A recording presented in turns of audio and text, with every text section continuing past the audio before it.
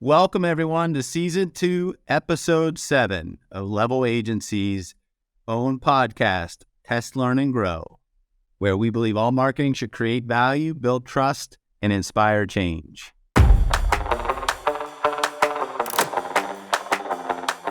I'd like to introduce today's topic and our guest speaker. The topic today is that great debate around demand generation versus demand capture in B2B marketing. And our guest speaker is our resident expert, our digital lead, Dale Reether.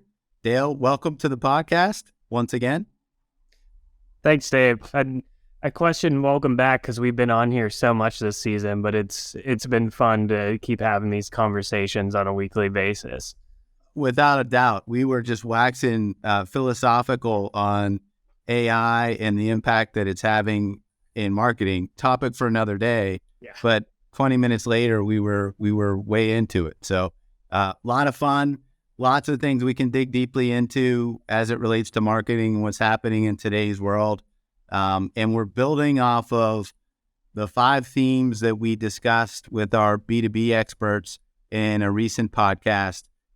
Both Laura and TJ joined us on that one. But we're going to take things slightly deeper in today's episode, and we're going to look into what some of the differences are between demand generation and demand capture. We want people to understand those distinctions, and then we want to talk a little bit about what that actually looks like in practice. And ultimately, we want to come forward with a point of view on how to think about this stuff, right? Absolutely. So let's start first with a little bit of, I don't want to call it education, but a little bit of definition, because as with everything in this world, definition really matters just so that we can ensure that we're all thinking along the same lines when it comes to some of these words that we use in and around our marketing efforts. So let's talk demand generation and demand capture. What are they and how do we define them? Yeah, I know demand gen is like a huge hot button topic right now and a kind of a buzzword in digital marketing space. But really, when you look at it, it's pretty simple. Demand generation is what you would think of as that overall kind of brand layer, top of the funnel. And then demand capture is more your bottom of funnel tactics and what we would call a traditional kind of lead generation, getting people to sign up for a free trial, a demo, to talk to you. And then that demand gen layer being more of like brand storytelling, thought leadership. So just to kind of lay the foundation in my mind, that's the separation between the two. And I think what we're going to dig in today is the importance of leaning into both and having a strategy for both, using them in different places at different times with different messaging and leveraging different tactics and platforms is super important. And I think the reason that it has become such a hot button topic and a buzzword today is because people have kind of forgotten about that top of funnel layer, and it's skewed so lead generation, because everybody with the boom of the internet and tracking, everybody was able to track everything to such a T and wanted to tie a dollar amount to every single thing. And lead generation seemed like it was going to be able to do that in the traditional sense that people have talked about it.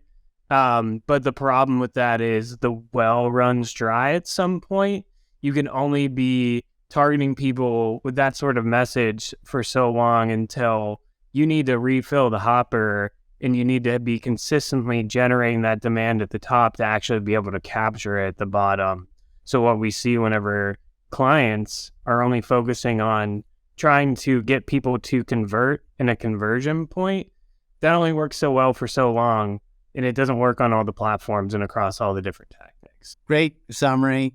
I also think it's very important to point out that there has been a material shift in buyer behavior in the B2B space. I'd say more broadly, but in particular with B2B, my experience has been certainly over the past 3 to 4 years, in and out of the heat of COVID, increasingly more of that buyer experience is happening in a digital format, right? we're consuming more of our information through digital means. And from a buyer behavior perspective, more of our buyers are actually doing that education without involving a salesperson and without involving anybody at a particular company. And so as a byproduct of that, what I have seen is that it kind of throws a major wrench in how people have thought about demand generation and demand capture in more conventional ways. And it's made a mess of it all, right? And our job, I think, in a lot of ways is to make sense of what's happening today. Yeah. It's like your marketing is doing your top of funnel selling at this point. The stat we continuously say, and I think I said it in the last episode we recorded around B2B, was that your buyers are 75% of the way through that customer journey before ever reaching out to your sales team. So it's kind of like they've already made up their mind to some degree. They want to work with you. It's really just about sealing the deal at that point. So having your marketing and your website really be a hub for information that helps foster that interest and drive action down funnel is super, super important. I think that's kind of what you were just describing there, Dave, with kind of... Absolutely. And I think that for those who are not thinking in a more kind of current way about their marketing, the leads that they're getting are not as a high quality lead as they once were, right? Because if you have a buyer who's doing that research and they're engaging with another brand and you treat that buyer more as a bottom of the funnel type of purchaser, they're not getting to know your brand. They're not getting to know your product or your service. They're just sort of filling their evaluation with an also ran. And that's not a really great place to be from a selling perspective. Right. And it's not even necessarily that it's a bad lead in terms of quality. It's that they're not ready. They're not there yet. Like, if that's a great point, they're either not ready or they are ready, and they've gotten to know some of your competitors more intimately than they have you, and the likelihood that you're actually going to convert that opportunity into a customer is actually materially lower than what it would have been 3 or 4 years ago. Definitely, you're wasting salespeople's time effectively, and it happens from really and we'll get into this in a later episode deeper about that revenue focused success measurement. It comes from a place of, for so long, especially in B2B and really across like all lead gen marketing, it was so focused on how many leads can I get? What's the cost per lead? And when you do that, you do things to hit the number, but right, not necessarily generating intent. Like I think it was Chris Walker, of course, said, you and I both have a bit of a marketing crush on Chris Walker. Yeah, and absolutely. We'll set that aside for another time. But yeah, he has a story about where kind of the aha moment for him was you try calling somebody that downloaded an ebook and try to sell them your software solution. Yeah. It doesn't work. Most of the time, they don't even remember your brand. They just were into the content. So I think there's just needs to be a reset and expectation around leads, where they are in the buyer journey, and where sales should be focusing their time when leads come in, and how to get more people that are raising their hand to actually want to have that sales-focused conversation, as opposed to just trying to get as many leads and calling a bunch of people that attended a webinar or downloaded a piece of content where you're effectively wasting money because you're wasting the team's time. Absolutely. And I've been on the receiving end of that on the sales side, and it's not fun. It's not fun, and it's not great marketing. And it ultimately leads to bad sales. But let's peel the onion back just a little bit, Dale. When we talk about demand generation and demand capture, can you just provide some more tactical examples and illustrations of what each of them are as you think about the marketing mix for those that are trying to wrap their head around this a little bit? Yeah, I mean, I think demand generation is really where content comes into play, and connecting with your ideal customer profile and understanding what are the challenges that they have in their day-to-day, and how is your solution uniquely positioned to help them solve those challenges, and talking about it in a very personalized way to show that you understand where they're coming from and where they sit, in being a thought leader and actually providing value in that sense. So some of the more tactical executions of that might look like a podcast where you're talking about, like we're doing that right now. We know that B2B marketers are having a tough time with lead quality and it not being tied as much to revenue as they would like. So we're talking about it and we're trying to provide some insight on how that could be, how you can improve that and solve a challenge and fill a need. So you could have a podcast, you could take snippets from that, deliver it to be where people are digesting that type of content in a LinkedIn feed or within TikTok. And it really, I think you really start to see that across social because it's more passive consumption. People aren't searching directly for a solution. You're trying to build demand by being where they are and providing value within that moment. And then whenever they are in a buying mode, that's where the dots kind of connect, and that's where you turn to search. And they might be like, oh, I heard Level talking about this. I know they have a POV on it. Why don't I search for them and look at what their services are related to B2B marketing? So they might be able to help. So I think from a platform standpoint, like demand gen in my mind skews a little bit more social content streaming platforms like TikTok, YouTube. And whenever it comes to demand capture, that's more thinking about your website and search places where people are going when they're in a buying mode. I think the key is understand, put yourself in the seat of the person. Like, what are you trying to do? What are they doing in that moment? And that helps you determine where you need to show up. Yeah. So when we think about demand generation and demand capture, what's that connective tissue that brings it all together in your mind? I think it's really, when I think about like how it breaks down from a strategy perspective, I think like almost 60 to 75% of your time should be spent in that demand gen mode because it kind of aligns with how the market is, and even probably skews a little bit more towards, it probably should skew a little bit even more towards the demand gen side, because what's the stat we always use, Dave? Like 2%, 3% of your target audience actually in market buy something at that moment. So your job should really be on consistently showing up where they are from a B2B perspective, given how long the sales cycle is, given how many different stakeholders there are in making a buying decision, and how many different steps and touch points need to be made within that process to actually influence and drive interest and demand. Like, I think that's where the majority of time should be spent in providing value through content.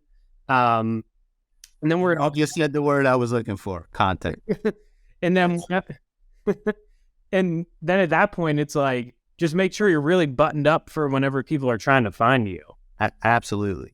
So we're thinking about mix in the context of the buyer, right? Not mix in the context of what a marketing mix model is telling you. Where do they spend their time? How are they actually, or what are they looking for when they're either looking to learn or make an evaluation? And content is so essential, right? So let's talk a little bit about that, Dale, the content piece. And I think part of what we're doing, even with our own marketing, could be a great launching pad for this part of the discussion. Yeah. I mean, the content really has to change between the two efforts, because just think about what they're looking for and what might make them stop for a second, as depending on the effort, right? Like, for example, with demand capture, you're probably someone is looking for you. Somebody is actively doing research to try to, whether they're thinking about making a buying decision or they're actively in that process. You probably want more content around like your process, pricing, how you stack up against competitors. But if you take that content and you try to push it to LinkedIn, where people are passively consuming things and just want information and value, they don't care about your pricing at that moment. That's where you take things like video that talks you talking about a topic that they care about and helps them solve a need, or if there's some sort of cool template or guide that helps actually gives them value right then and there in their daily life, that's where the distinction between the different types of content you would focus on between the two efforts happen. And as you think about that and in architecting a strategy, where do you start? That's a big question. I mean, I think it all starts from, and this is something that Level really focuses on as an agency, is empathy and understanding who your customer is, and not just like at a face value, right? Like really getting into who is that person, what are the things that they're struggling on a daily basis, and digging into like what is content that I can develop that hits on those things, and thinking about it from each stage of the buyer journey. And if you think about it from a traditional journey in marketing, like we all know, awareness, consideration, decision, I think that's a good place to start. It at least gives you a framework, right? Like it's not as linear as that, but if someone's totally unaware of who you are, what are they going to care? What's going to make them stop? What's going to make them notice you? It's not going to be anything about your brand. It's going to be about some sort of unique perspective or insight that you bring, that they say, oh shit, I didn't know that. Or that's interesting. Like I didn't think about it in that way. And that's what sparks that consideration where you start to move into that next phase. And that's where tactics like retargeting come into play. And you're really just trying to continue to bolster your position as a thought leader on that subject. So think about like, now they know the brand, they've shown interest in who you are at least. How can you continue to build a relationship with them through content? And then your decision phase is really like where a lot of marketers spend their time, but is probably the smallest. It's an important piece of the puzzle, but it's probably the smallest piece of the puzzle. Is like, okay, when they're trying to make a decision, what's going to help them make that decision? What's going to get them over the finish line to say, yeah, I want to spend an hour of my day talking to someone from Level? Because as you mentioned, Dave, like the way that people buy and the way the internet has, and the way that like remote work even has changed the way people buy and do research online. Like no one's going to give you an hour of their time unless they're absolutely sure.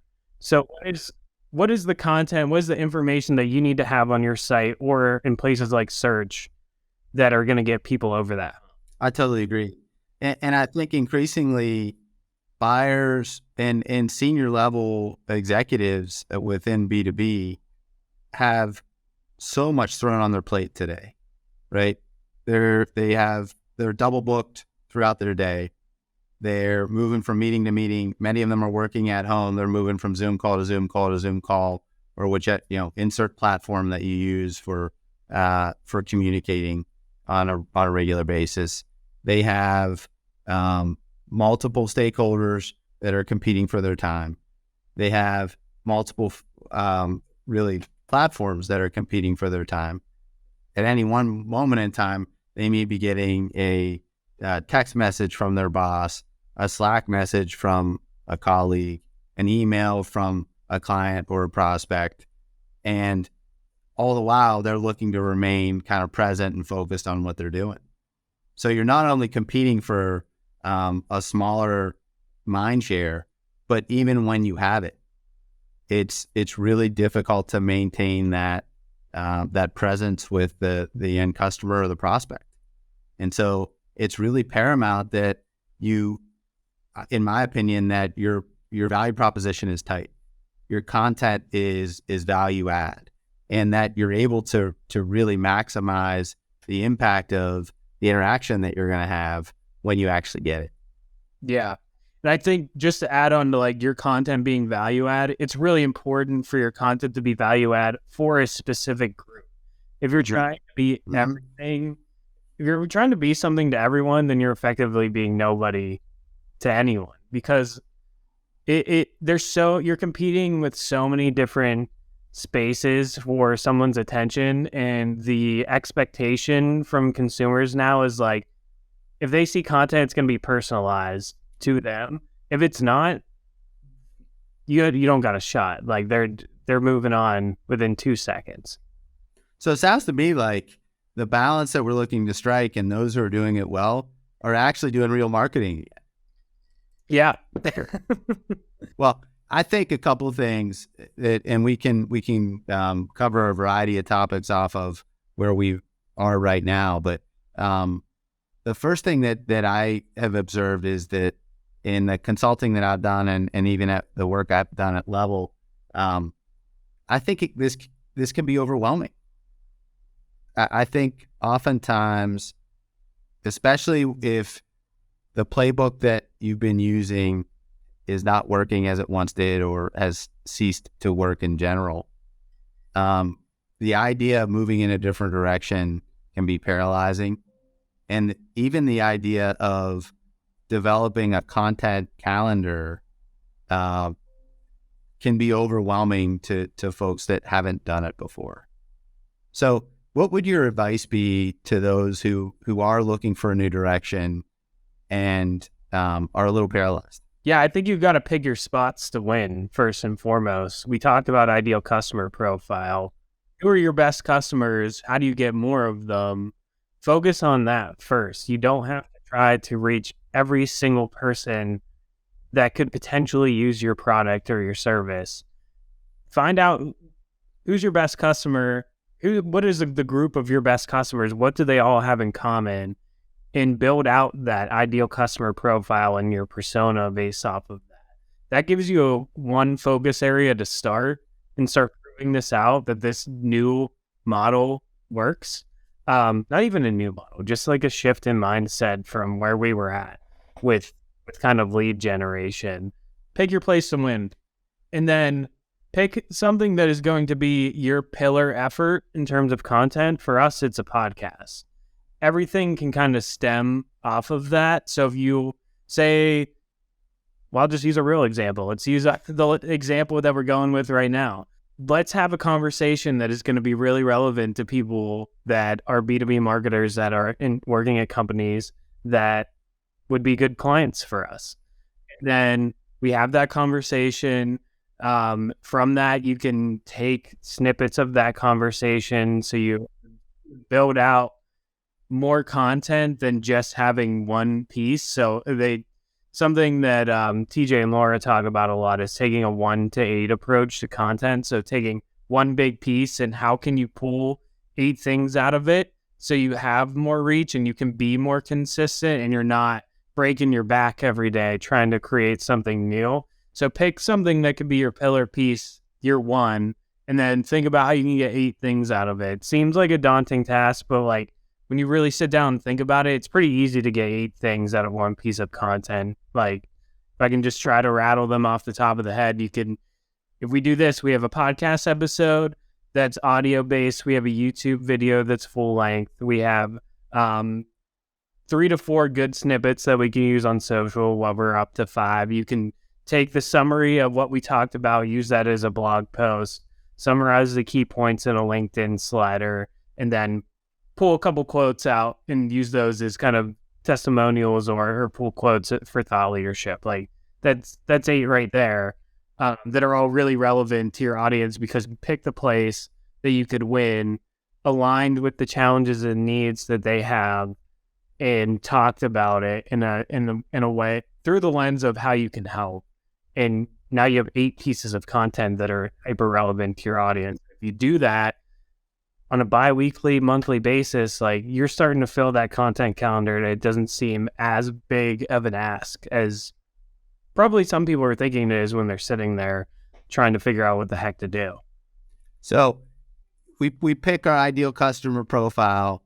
We do some research to ensure that we have a better understanding of who they are and what matters to them. We identify a handful of topics that we think they want to learn more about. And then we look to actually develop something in and around those topics. And the podcast, while it's really fun and probably sexy to say, hey, we pull a podcast together, in a lot of ways, it's the vehicle, right? It's that long form content that we're then able to utilize in a variety of ways using your ratio of 8-to-1. That's scale, right? We can create content that can be chopped up and distributed in a way that doesn't require us to put together 8 different pieces of content necessarily, right? Yeah. And then I think the other piece that would be really great for folks to hear about is it's not just about that 8-to-1 ratio and having 8 distinctive pieces of content. It's about the purpose that each of those pieces of content serve, right? Talk a little bit about that. Right. And that kind of goes back to platforms and tactics. Where do you want to use these types of things? And I was kind of going to go this way anyway, Dave. So I'm glad you brought it in this direction, because something that clicked for me and something we've started to see is like, this isn't just marketing content. This could be really good sales content too.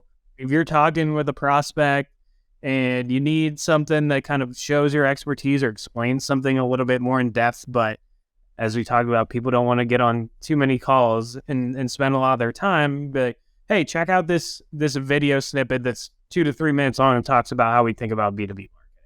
Like, that's down funnel content, but you can use the same thing from a prospecting perspective. If you have a snippet that just talks about, I know this is something that is a hot topic in education marketing right now. Let me put that out there to give value from a prospecting perspective without asking for something. And then blog post content like that. Again, we're going back and forth between different phases of the funnel. Same piece of core content can work just in the way that you package it. Like if a blog post is on your website, people are on your website, they know you, they're maybe not in a buying mode, but they're doing research on your site. Like having that kind of stuff shows, it gives some credibility at that stage in the buyer journey. So once you start breaking it down like that, you can use it across the spectrum of things, just the way that you position it and package it. Awesome. So you got to start by starting, right? It really does truly start with knowing your customer better, using those insights in and around who your customer is and what matters to them to fuel content, developing content that is scalable, that can be distributed in such a way that it engages your audience across multiple platforms and across the buyer journey. All sounds great. How do we know it's working? I think that's the tough piece and why people have strayed away from, like, it's not anything new. Like you said, it's almost like people are doing good marketing again. But it's hard to track, which is the tricky part, because people got so used to, this is my number of leads, this is my cost per lead, this is how many of them convert to, like, it just doesn't, the journey isn't that linear, the story isn't that linear, and if you do that, you're not going to be able to scale your efforts. So what you need to do is really focus on leading indicators of success. Am I engaging the right audience? When you're looking at your paid campaigns or even the people that are coming to your website, who's following you on organic social, are they the right people in terms of who your ICP is? Look at the demographic data, look at the firmographic data. Are they the right companies, the right industries, the right types of job titles? That gives you a sense of, are you attracting the right people through the message that you're putting out there? And then second, are they engaging with it? Looking at your engagement metrics. What does your time on site potentially look like? Whenever you're putting videos out there, how long are people watching them for? Typical like share. Like, I think we moved away from people valuing those types of KPIs, but when your KPI and the goal of the campaign is to actually provide value and get people to engage, those are really important and helps you decipher what's working, what's resonating, and where to push more, where to scale back and try something new. And then you want to really monitor in the longer term lift. Like, this takes a little bit. So does everything with B2B marketing. There's a long sales cycle. But if you're monitoring the leading indicators of success in terms of engagement and audience in the upfront. And then you're starting to see a lift in your direct traffic, paid search, leads from there that are quality.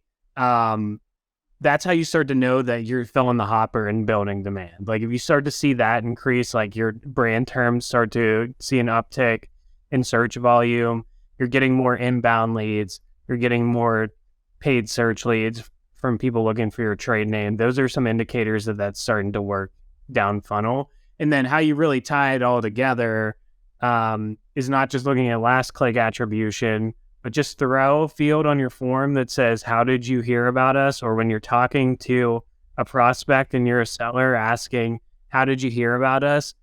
Almost always the last click attribution and the answer you get there are different. And it's really easy to look at last click and say, oh, search is killing it. Let's throw all our money into search. But you look at it from a self-reported attribution and last click attribution standpoint, a lot of times you're going to hear, oh, I heard about you on LinkedIn, but I converted through search. And that's how you really, if you start to see and hear that a lot, that's how you know it's working. I think that's right. I also am a firm believer in that it can't stop there, right? Marketing and sales have to be really interconnected, and understanding that buyer journey can't just stop at the lead level. So let's talk a little bit about that, right? As you and I have worked together more, I think one of the really healthy balances that we're trying to strike is to understand the impact that our marketing is having on our sales and our revenue, right? I think in some ways that does start with creating a common alignment in a manner that kind of lines up with the buyer journey. So, for example, ensuring that there are some shared goals around something like a sales qualified lead, I think is a great starting point in that journey. I know some marketers out there are looking at things like marketing assisted revenue, right? And ultimately there does need to be that shared goal of driving revenue and driving new customer growth, right? Yeah. How do you think we're doing that today, and how are we helping clients with that challenge? I think it's really easy for our team right now because we're sitting on both sides of the fence in small but mighty group. But it's been really eye-opening for me, and we need to encourage our clients even more to have that feedback loop between sales and marketing, because it's crucial. There's no one distinct way that somebody, there's no one thing to give credit to for a deal.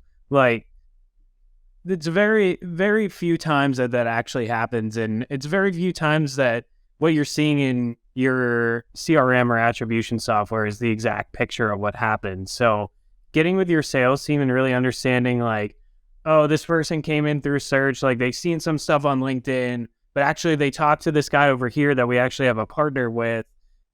That gives you the full picture of, oh, what generated the demand was probably the person that we're partnered with telling them about us, but we built credibility on LinkedIn with our content and we showed up in the right place whenever they went to search for us. And it's not really about giving the alignment. And when you think about it that way and you have a shared revenue goal and a shared SQL goal, it's not about giving credit. It's about finding what's working and optimizing to that. Absolutely. I couldn't agree more.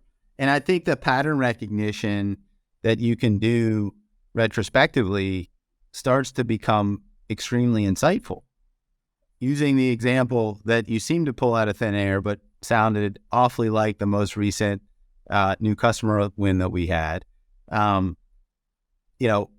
We now know that one of the partnerships that we have is doing something for us from a business perspective. And we also know that the new website that we've launched is engaging our intended audience in a way that got them more of what they needed up front, right? So we can dig into that pattern in our marketing and our selling in a way that it's going to add new sources of revenue for us in the future. And for a team that, as you said earlier, is small and mighty, we don't have endless resources.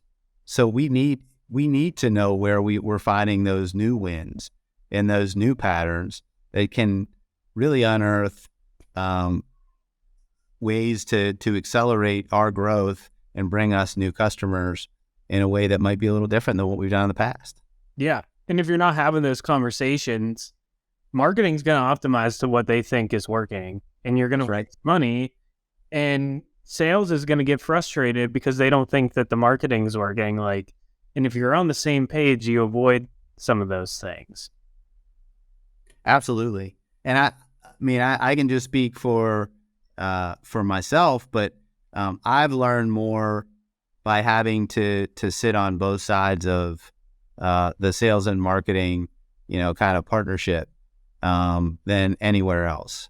I think that for those of us that have spent time in just one of those functional areas, you don't necessarily always have that perspective, right? Yeah. One of the things we're talking about with our team is that folks that are on the marketing team have to sit on sales calls, right? Listen to what it's like to be a prospective buyer of our solution.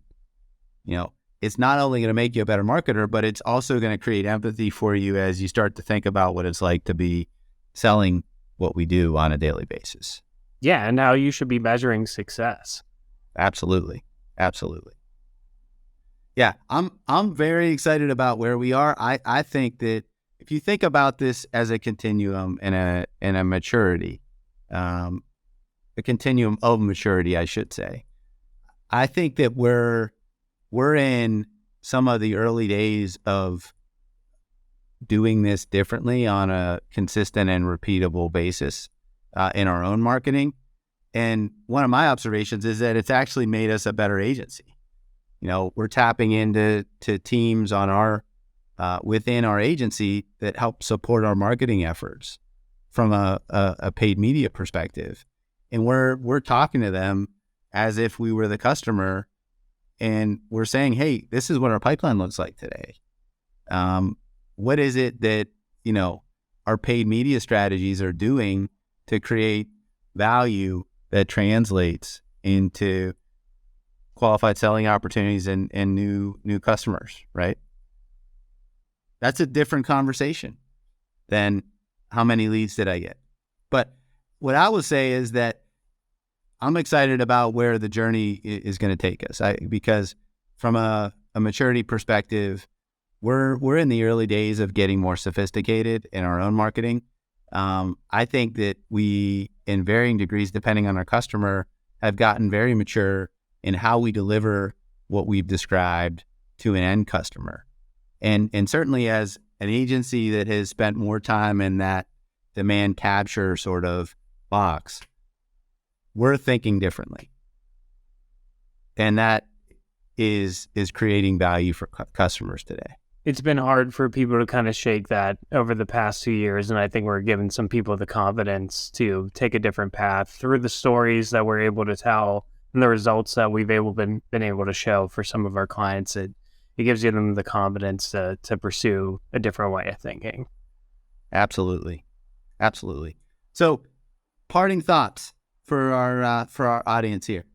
Try to get yourself in the mindset that you don't always have to get something from every single piece of marketing that you put out.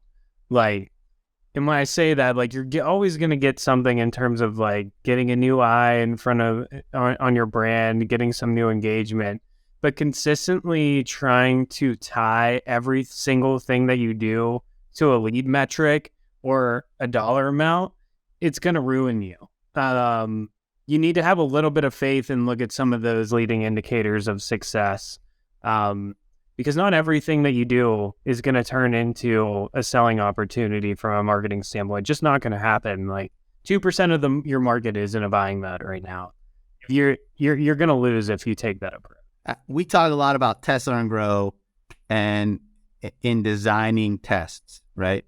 I do think that for those of you that feel stuck in your marketing, and you're trying to see if there's some other ways to approach the challenges that many of us are experiencing on a daily basis.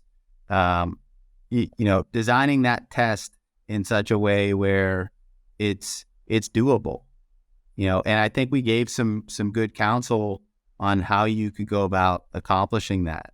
It doesn't have to be some complete redo. You can start small with a topic or two. In any way you slice it, if you get to know your end customer better and you develop some insights in and around that prospective customer and audience, it's going to make your marketing better, right?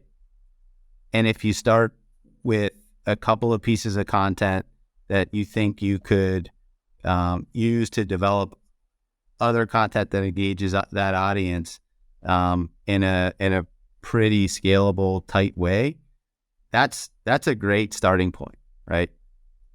And then monitoring those leading indicators, as Dale suggested, is just a very specific way, actionable way to start down this path. The bigger stuff is really around alignment and ensuring that the measurements that you're being held accountable to, not only within the marketing function but with your sales colleagues, are agreed upon, right? That's a bigger conversation. And moving and shifting your marketing mix between demand gen and demand capture, bigger conversation.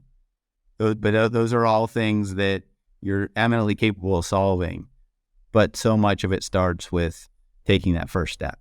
So I'll leave that would be my parting comment is you have to start by starting. Identify a specific way that you can take a different approach with your marketing. If you're more mature in your thinking and what you're doing on the marketing side, learn from some others that are further along down the path in that journey. There's plenty of great thought leadership out there. There are plenty of great agencies out there. I happen to think that ours is one of the agencies that's leading the way, especially in B2B and higher education when it comes to these kinds of topics. But there's a lot to learn out there, and you can explore and design some tests that can gain you some traction and take you further on down that maturity curve when it comes to being a digital first brand. So we will leave you with that. We are passionate marketers who could probably talk about this topic and others within B2B for a fairly long time. We'll stop the podcast episode here. We appreciate you for tuning in. Hit that subscribe or like button, leave a review, or share the podcast with friends and colleagues if you think it might be valuable. And we certainly welcome you to become a regular listener of what we're putting out there through the podcast this season. Thank you so much. Make it a great day. Thanks, everyone.